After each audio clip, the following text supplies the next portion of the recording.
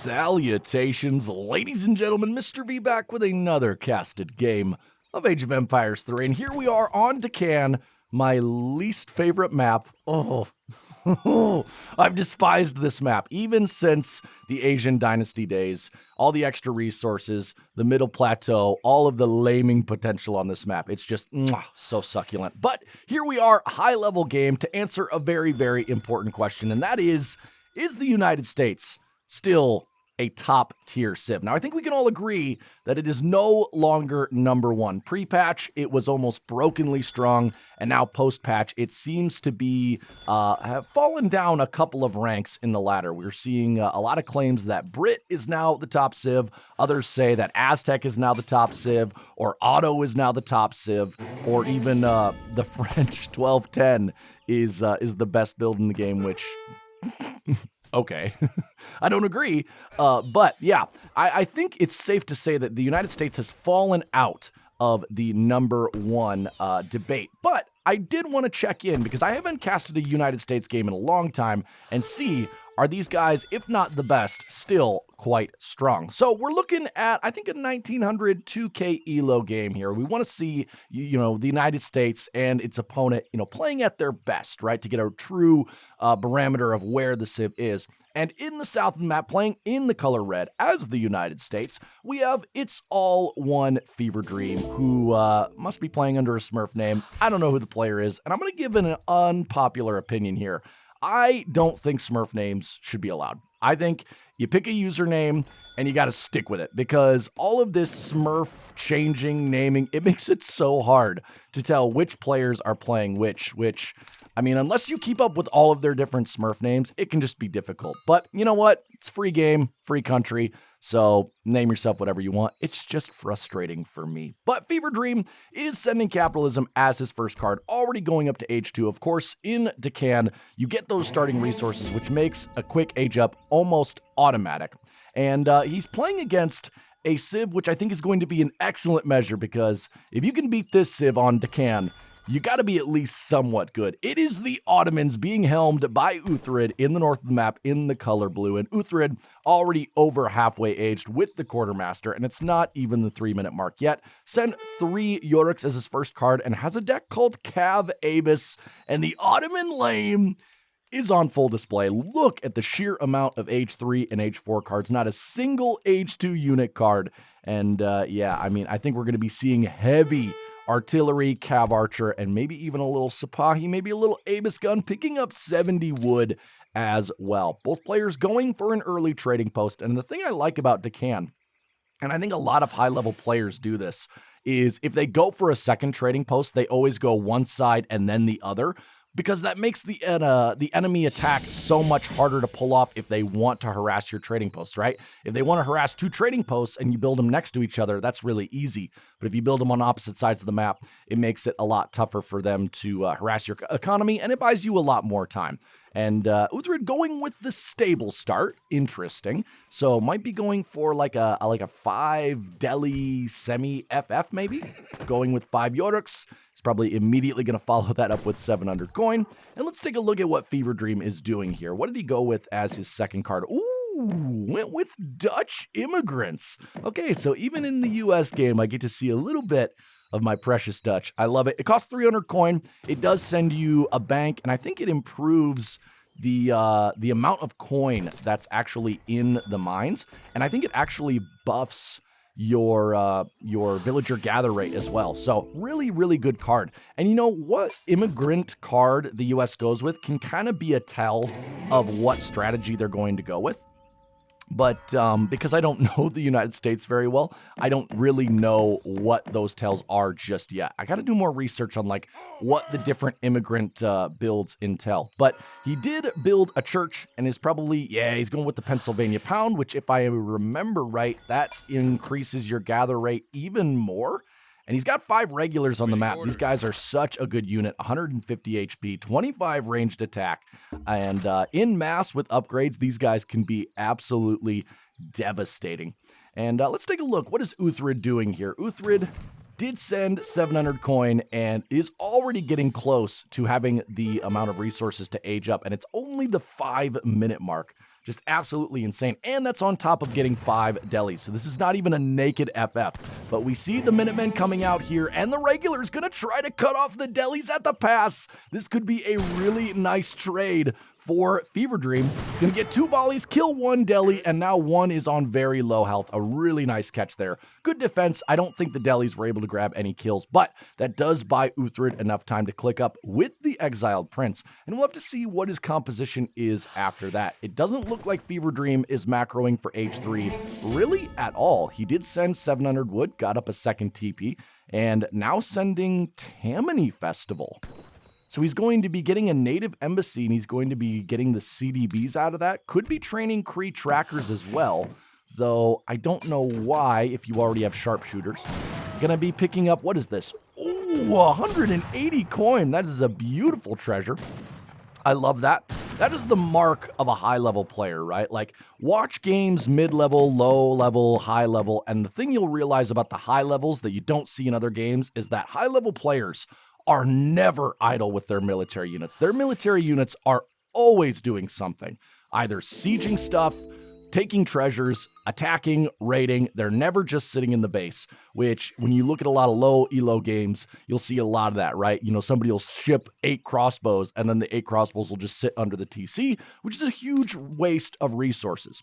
And meanwhile, Fever Dream, speaking of being active, he's going to take out this TP of Uthrid's. Meanwhile, Uthrid putting up another TC. Let's take a look at his card order. He's gone with the, no, doesn't have a shipment yet.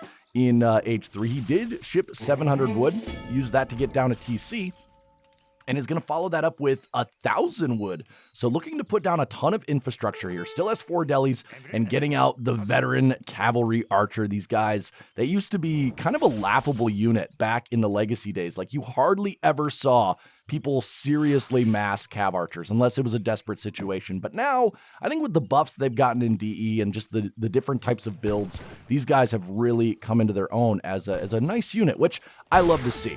And a villager going down there. Nice job by Fever Dream, picking up a vill that was kind of off on his own. But the second TC is going to go up. The Ottoman economy is going to be supercharged because, as we know, Ottoman gets those vills for free. And they're even going to take out 5 regulars. So maybe a mistake there by Fever Dream. It seems like he's kind of splitting up his army, trying to raid at multiple points, which I don't mind, but it does mean that each individual army can be picked off if your opponent keeps all of his units together. And Fever Dream picking up another trading post here. Let's take a look. Does he? Yes. Okay, so he has the stagecoach on this side and probably not on this side. Yeah, because Uthrid has this one. But yeah, okay, so a 2 stagecoach TP, 23 vills versus the 24 vills of Uthrid, though Uthrid does have a second TP. So pretty even economies here. It must be said that Uthrid is an age ahead, and given his deck, I would not be surprised to see him going for age 4 as well. We see the native embassy down, we see the Kree CDB coming out, and ooh, he's getting a bunch of market upgrades. He must have sent Hamiltonian economics. Yes, he did. Such a good card. I'm always like kind of wondering when that card should be sent, right? Do you send it right away? Do you wait? You know, how soon do you want those upgrades? And he followed it up with spice trade as well, so the American economy is just stacking upgrades, right? We have the Dutch immigrants, the Pennsylvania pound, the Hamiltonian economics, and now spice trade, and a capitalism on top of that. Wow, he's going to have so many resources, though. The one thing that has me a little bit worried is he's giving Uthrid so much time to build up his own economy, and a 3rd TC coming down for Ottoman now, and the artillery foundry is down, the stable is down. You know, he's probably gotten his villager upgrades from his mosque. And so Ottoman is not going to be an easy civ to take down. But I will say in terms of map control, Fever Dream is looking really good. 1,000 coin now coming down for Uthrid, and I would be shocked if he did not use that to possibly macro into an age 4 transition, though. At the moment, he actually has way more vills on coin than he does on food. He's very low on food right now, and he's just continuing to pump out cavalry archers and now producing falconets. Meanwhile, Fever Dream just now going up to age 3 with the Kentucky age up and double producing regulars. I like the infantry emphasis, but I mean, if Uthrid's able to get out any number of falconets, that could actually play to the Ottoman advantage here. And nice move here by Fever Dream, getting some nice scouting. The one thing about Deccan that is kind of nice is it has so many choke pointy areas. And so if you play your cards right, if you scout well, and if you put your buildings in the right spot, you can actually see your opponent coming from any angle, right? Because they can come from the left, the right, or the middle. And so if you have a TP on this side, and a couple of houses here, you'll really always be able to predict when your opponent is coming. Now sending advanced, or no, this is not the advanced arsenal card. This is the Springfield Armory card for the United States. It does ship the arsenal wagon, and both players just really kind of allowing each other to boom in their own bases. Though, if I had to pick one that I like more, I would say the United States is in a better situation just given all of the upgrades and the 3 trading posts. And the arsenal wagon, doesn't this like make the upgrades free, but it makes it like way longer to research, right? Let's see. Yeah, okay, so they're free, but 250% longer. That is such a long time, and especially if you're trying to stack upgrades here. But Armory coming down over this crossing point, interesting spot for it. And the Ottoman army is on the march. Let's take a look at the composition here. He has 23 veteran cavalry archers, and then the coup de grace, the 5 falconets. So this is going to be a really tough push to hold, given that Fever Dream has gone all in on infantry. And it looks like a villager going down there for Fever Dream. And he is going to see the Ottoman army coming. He's going to see the full composition thanks to his building placement. But, you know, he's started to kind of scatter his economy. So he's building a town center up here. So if he loses this town center, it's not going to be the end of the world. But there is so much siege potential in this Ottoman army. He could lose his entire base. And he just really doesn't have the necessary composition to defend it. So we'll have to see what Fever Dream does in response, not even putting villagers in the town center to try to put damage down on these falconets, just an immediate evacuation running to the left side of the map, and he's going for a base trade. Oh my god. So all of the veteran regulars are now beelining towards the Ottoman base because he knows that he can't beat the Ottoman army, but he has one advantage, and that is his army is far more mobile than the Ottoman army is. And so he's even not, he's going to just let these cavalry archers go by, but he's going to be barreling in. And these veteran regulars, yes, they are not artillery, but they have 29 siege attacks. So in mass,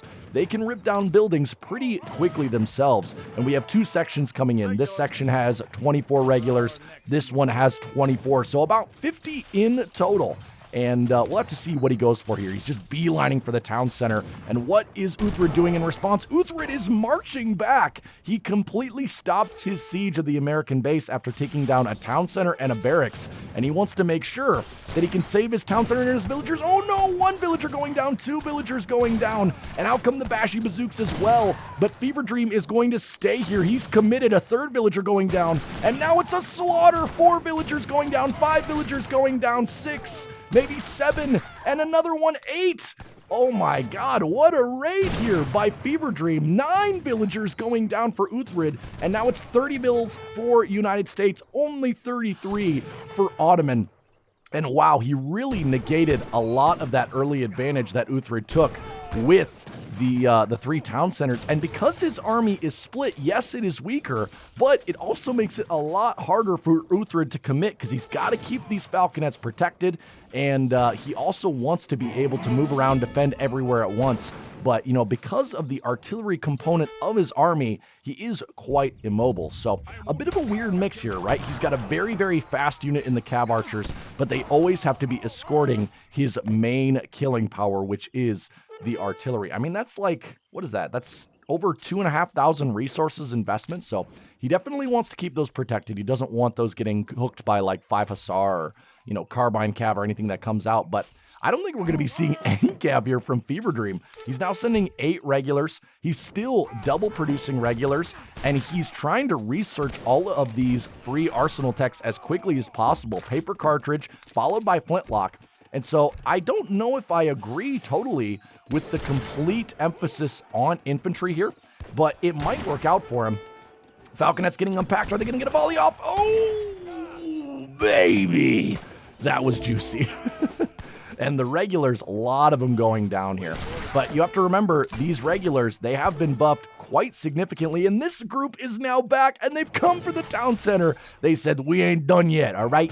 USA, USA, Bashy Bazook's coming out. And that is the last call of Minutemen for Ottoman. He's called all three, but I think they're just going to completely ignore them. They're just going to go for the town center, and that is actually a pretty worthwhile trade. But nope, now they are going to take him out, and maybe if there are some reinforcements on the way, excuse me, Ottoman's taking out one of the TPs, even as a Kolv, just in case. But I think the American, he's playing a very, like, sly build here. He's just making sure that he does not get into a direct fight with the Ottoman army, but he's just harassing. He's continuing to utilize the fact that the Ottoman army is quite immobile.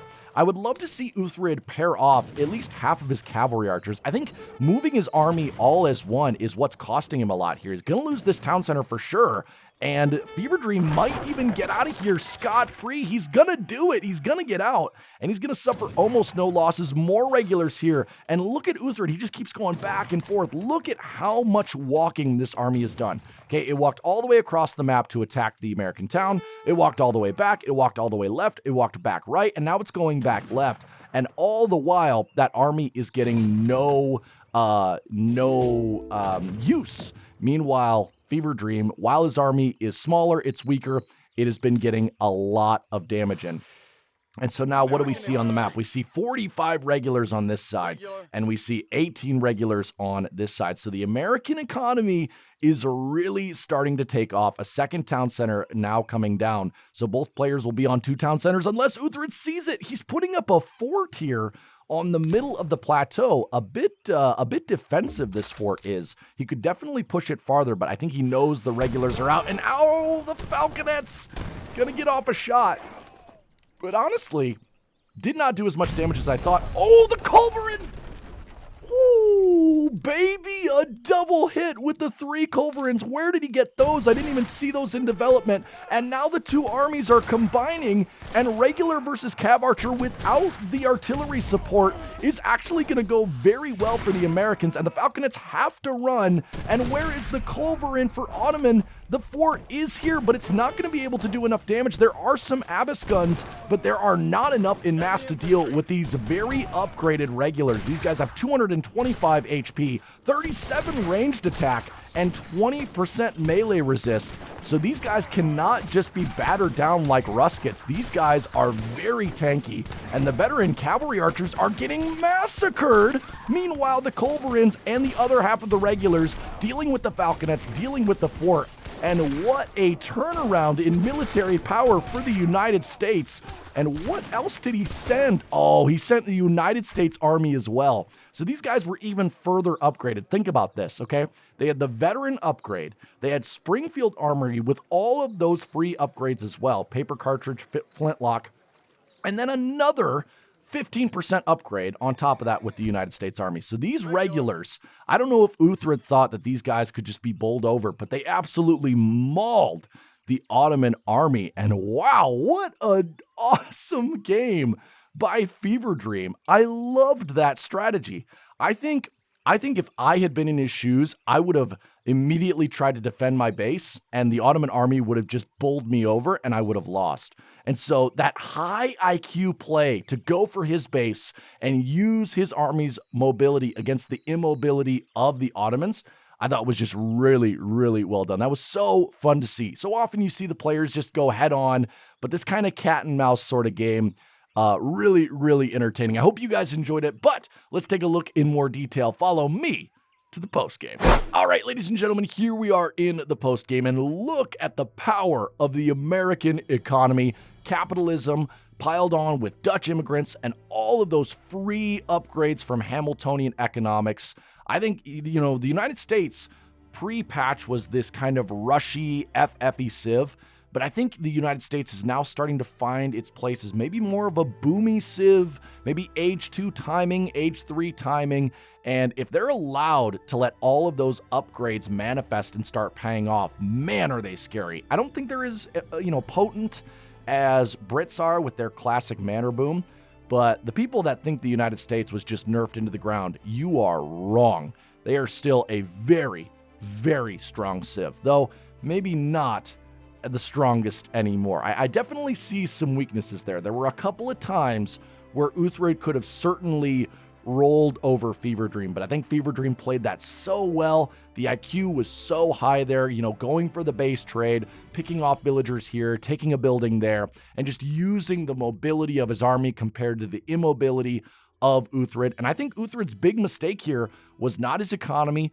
was not the strategy. I think it was just he refused to split up his army at any time, and it made him very slow and very predictable. And we look at the villager count here, we see a huge loss while he was trying to take down the American base, right? Fever Dream got all of his villagers out, and Uthred's villas were left very, very exposed. He lost almost 10 villagers here.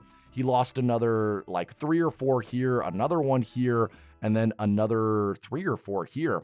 And you look at Fever Count's graph, and it really, besides a couple of ticks, we see no major losses. And when we go to the military unit count, we see a huge advantage in count for Fever Dream. But, remember, Uthred, if we go to the military population, it's a lot more even, right? Because Uthred has cannons and he has veteran cavalry archers. So he has a higher population, but then that final fight, the 3 Kolves coming in at the perfect time, it was just an absolute massacre. So what is the conclusion?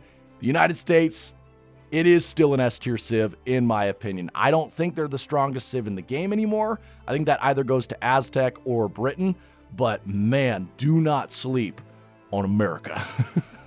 Guys, I hope you enjoyed this matchup. I will be back with another couple of games next week, but until then, have a great day, have a great life. See you later.